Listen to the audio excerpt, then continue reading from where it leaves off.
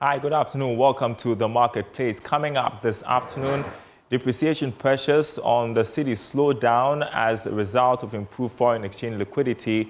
$1 going for 15 cedis on the retail market. We hear from a finance expert who is calling for the redenomination of the cedi to trigger low demand for dollars. Also coming up this afternoon, total value of mobile money accounts held at commercial banks reaches more than 18 billion cedis at the end of March this year. My name is Darryl Kwao. Thanks for being with us. Details coming up.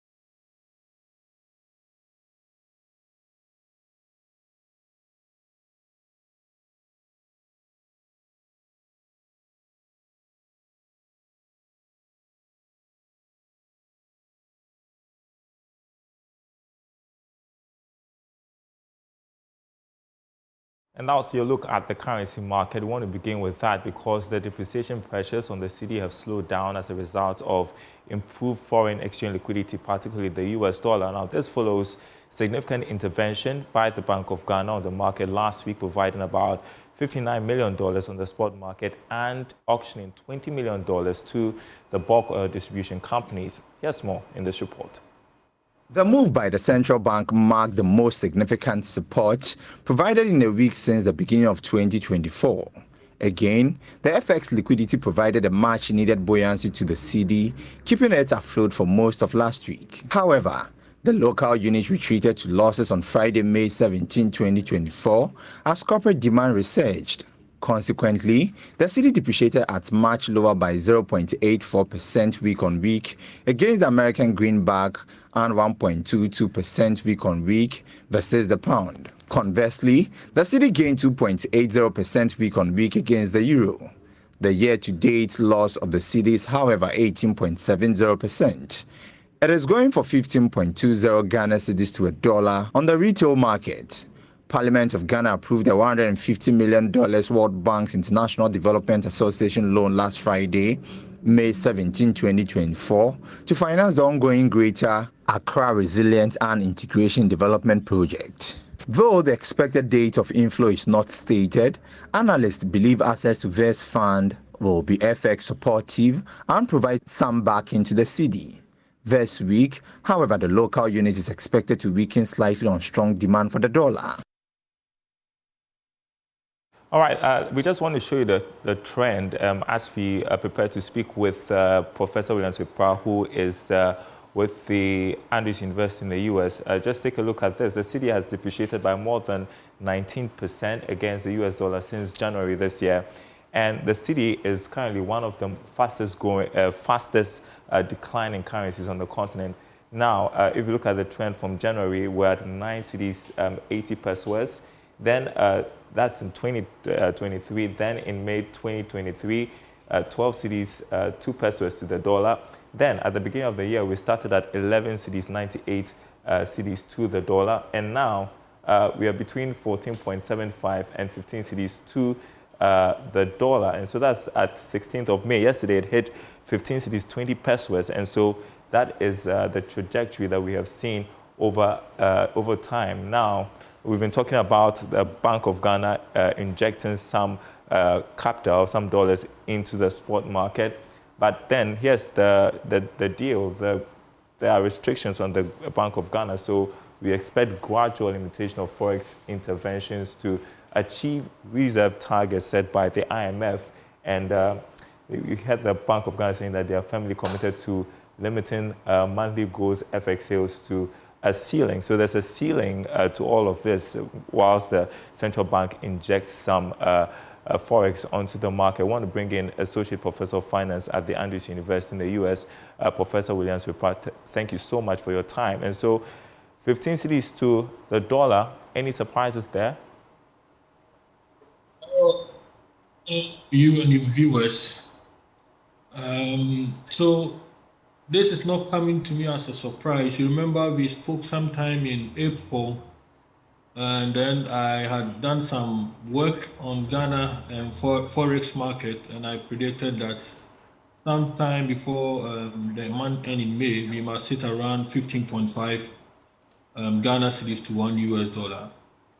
So this is not a surprise to me. It's following the pattern or the model that I have, and it's just simply based on some basic fundamentals we have in determination of exchange rates, especially when we look at the spot rate. So these factors includes the inflation rate of home country, let's say Ghana and any foreign country, interest rate between comparison between the two countries, their differentials, the income levels of those countries between Ghana and any foreign country, government controls or government interventions, and most importantly, future expectations of the currency or what is happening in Ghana. So putting all these together, there's a simple function one can derive, and you'll be able to get a trend analysis where the currency devaluation will be. There is also a forward formula which can easily be used. When I did that exercise, I noticed that there were arbitrage situation in our currency, and that is why we are seeing that we are gradually getting to we are at 15, and my model is telling me it will slow down around 15.5. And then we will see that maybe by the end of the year, maybe the third quarter, a little bit also of the devaluation. So this is what is really happening. I'm not surprised. All right, so we've seen the central bank intervene last week, injecting $59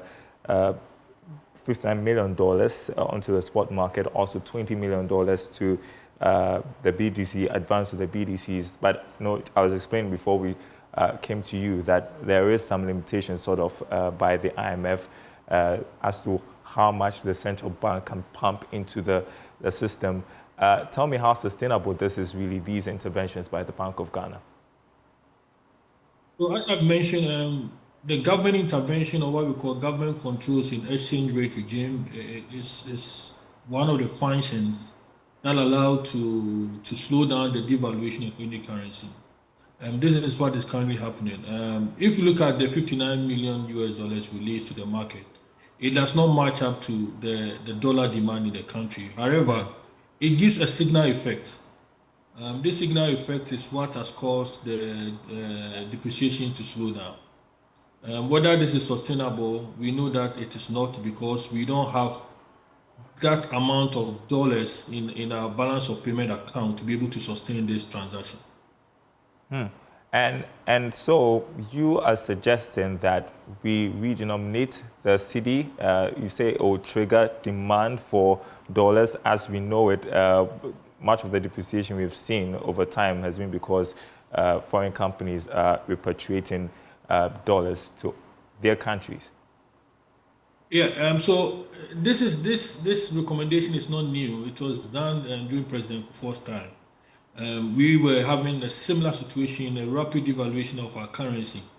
Redenomination of your country's currency by slashing off some zeros. In this case, I'm proposing 10. That's taking out 1 0. Though it may come out with some cost in terms of printing new currencies, but if you weigh that cost against the benefit of ensuring that there is restored confidence within the economy, we are able to have an economic symbolism.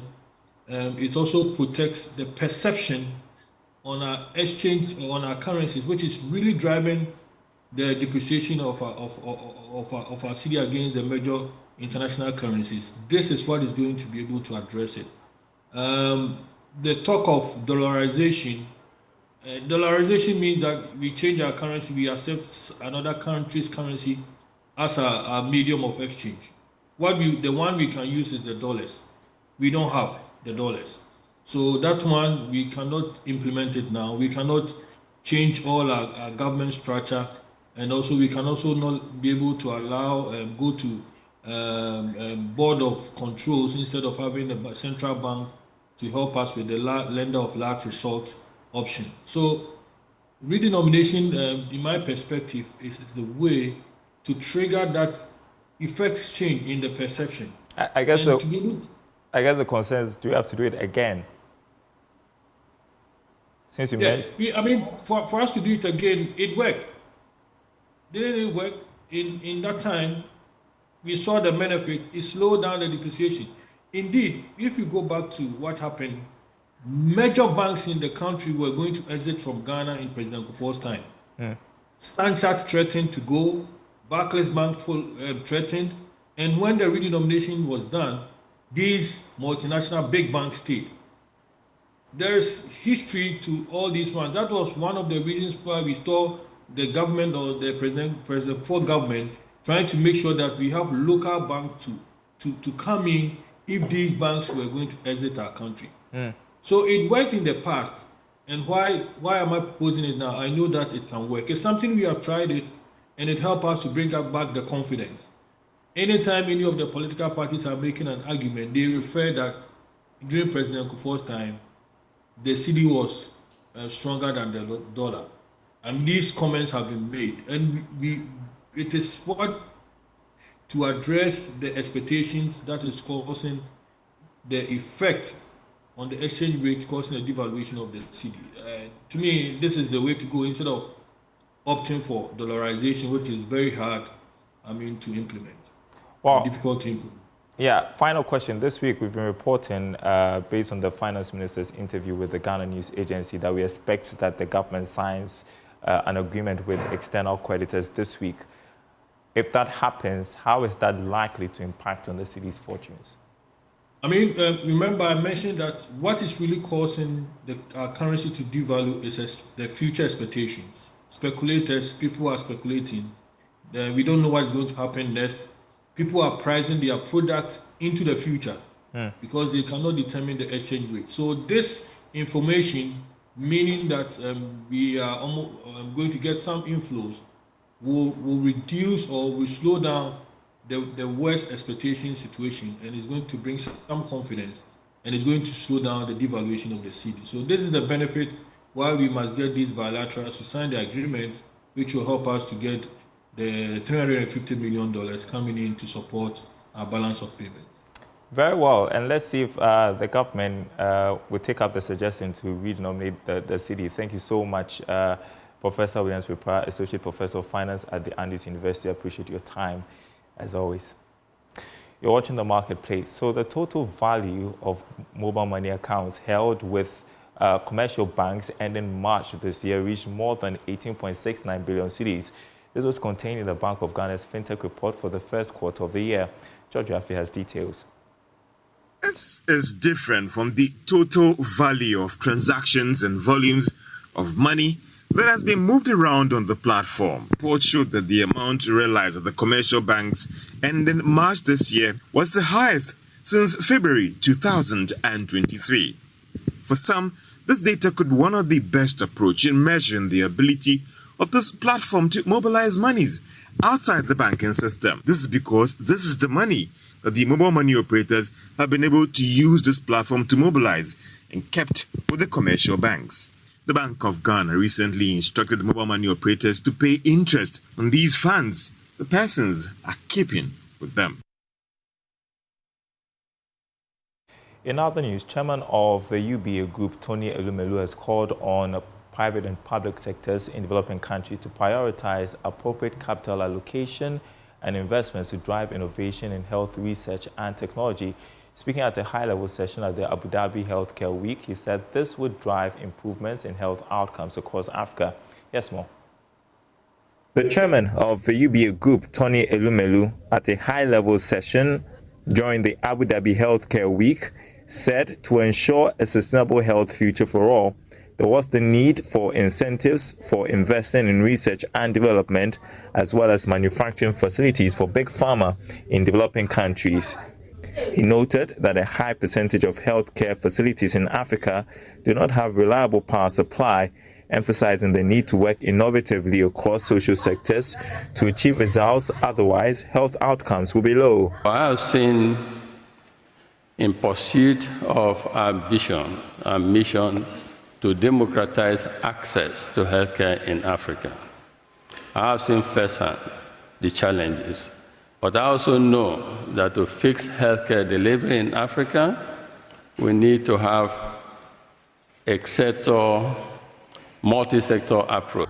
Elumelu advocated the unlocking of climate funding for healthcare delivery, adding that climate change is leading to new diseases or diseases appearing in places they were not seen before. He said Africa was behind with limited budgets and poor healthcare infrastructure, and that's why investing in research and development, medical devices to improve quality of healthcare in the world's poorest countries is crucial. Private sector, government sector, and the social sector, and that is where philanthropy comes in. We need to work together to make a difference in the world. Hosted by the Abu Dhabi Department of Health, the Abu Dhabi Global Healthcare Week is a borderless partnership committed to bringing forward the future of healthcare and life sciences to solve challenges. This year's event focuses on accelerating the future of global healthcare. While still related to healthcare, millions lack access to quality healthcare, often due to limited resources and infrastructure. Rivia, a technology company in Ghana, is bridging this gap by partnering with existing healthcare providers to transform the way they operate and deliver healthcare. Now, Joy Business's Winston Taki spoke with the founder and CEO of Rivia, Isidore Pothofe, who believes remote healthcare delivery is possible in Ghana. They had this conversation on the sidelines of the just ended 3i Africa Summit in Accra.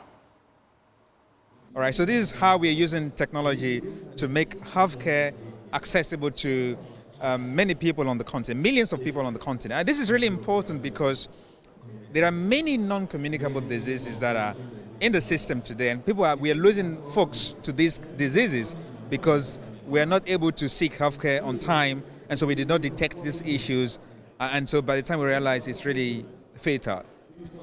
One of the key issues we had when the president launched the Agenda 111 of building district hospitals across the country. In that instance, how does it position Rivia, especially in bringing technology, just as you made mention, bringing access to healthcare closer to individuals?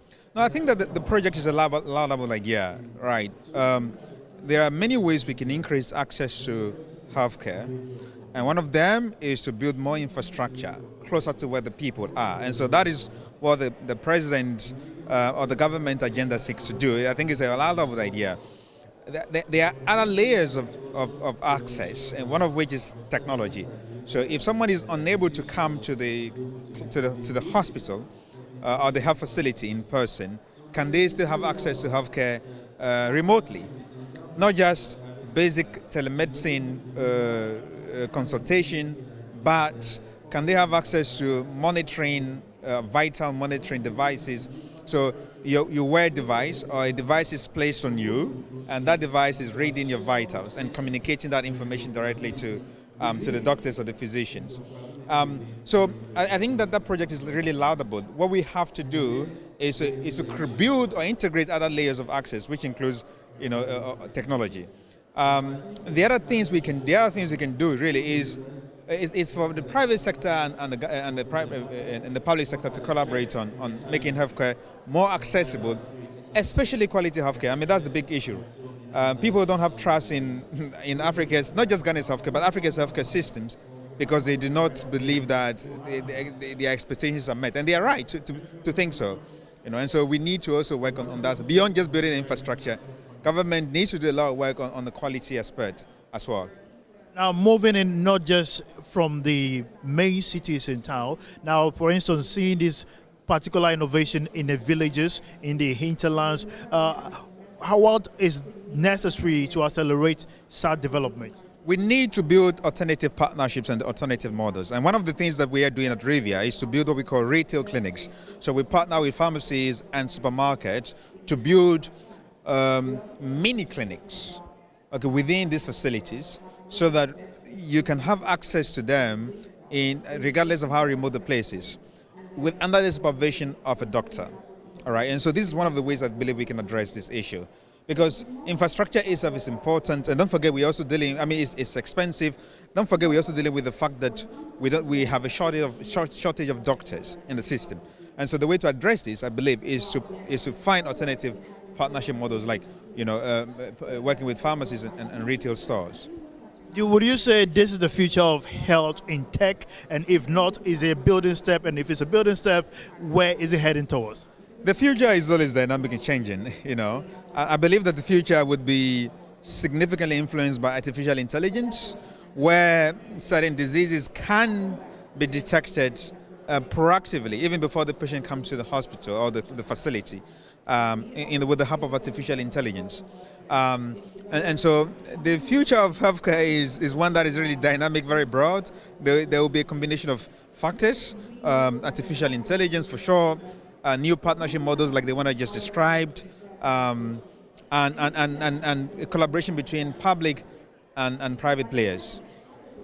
Thank you very much, Isidore. We are still speaking on how tech and health combine, bringing healthcare service to the doors of every individual. My name is Winston Taki. Do enjoy the rest of the program here on Joy Business. All right, we're taking you next to the Ashanti region, where some traders in Kumasi have been resisting the recalibration of their measuring tools to provide accurate and efficient services to their clients. Now, they argue the habitual demand for surplus of commodities sold and the request for reduced prices compel them to readjust their measuring equipment in defiance of the approved product standards. However, the Ghana Standards Authority believes the actions of both customers and the businesses compromise economic growth. Love Business joined a team from the authority to embark on a sensitization campaign as part of World Measurements Day. Here's more. The Ghana Standards Authority team visited various market centers in Kumasi, but efforts to highlight effective scaling systems were met with some resistance. At the Asafo market, some traders decried the measuring systems, questioning the significance of calibration costs announced by the Ghana Standards Authority. Scale when one other oba ya kwato ya friends and count ya dan fish if it am aba 20 kilos at 20 kilos 25 at 25 akoko 10 kilos at 10 kilos ya the good scale no so dey way ya na way difference bi ani and to say when na ya ton e bi abenya 5 cedis 10 cedis na ya boaboa no e dey cheche sa aka we mu nyina na akoboka so dey bi akotuaka emsanya anko no mo ba ya because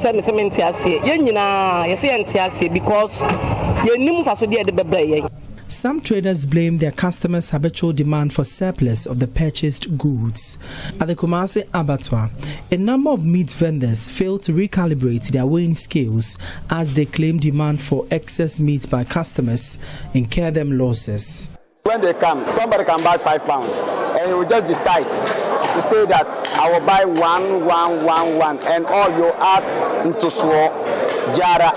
So that one, so by the end of it, or when you have to weigh 5 kilograms or 5 kilos for the person, you end up by weighing almost point something, and £1 is £1. They should buy that, and they should leave that add jara, add to when you even add, they will ask you additional one. So at the end of it all, you are incurring loss. These measuring devices, including scales, play a crucial role in the sale of goods and service rendering, ensuring customers are giving their value for money. In commemorating the World Metrology Day, staff of the GSA exposed the traders to the significance of measurement in society. The authority highlighted the economic impact of inaccurate measuring tools. Strigna Bedu Ado is the head of legal metrology at GSA. For most of or some of the scales that we verified, you realize that they think that they have cut a piece of meat which is 5 kg, but it's actually measuring 4 kg. So they are cheating themselves. So the person is paying for 4 kg, but they are giving out 5 kg. So in essence, they are cheating themselves. So it is this exercise is even good for them. The Ghana Standards Authority is assuring market leaders of heightened education on recalibration among traders. John Dakwa is acting head of scientific metrology at the Ghana Standards Authority. They welcome the exercise. They welcome the exercise, except that they have challenges with the costs. Because as far as they are concerned, they are sort of getting visits from all sorts of organizations and institutions asking them to pay one money after the other. So all that we are trying to do is to sensitize them and create awareness for them to understand the importance for them to have their fridges and them freezers calibrated. The theme for the World Metrology Day 2024 is sustainability, to emphasize measurement opportunities crucial for fostering a sustainable global economy and environment. For Joy News, my name is Emmanuel Bright Kweku. And that's the marketplace. There's always more news on our website, myjoyonline.com/business. Our top stories there. Prepare to pay more for petroleum products at the pumps due to Cedi depreciation. That's according to the Chamber of Petroleum Consumers Ghana. Also, mobile money accounts with commercial banks hit 18.69 billion cedis in March 2024. And so with just a click, you can get all those updates on myjoyonline.com/business. My name is Darryl Kwao. Thanks for watching. We will be back same time tomorrow.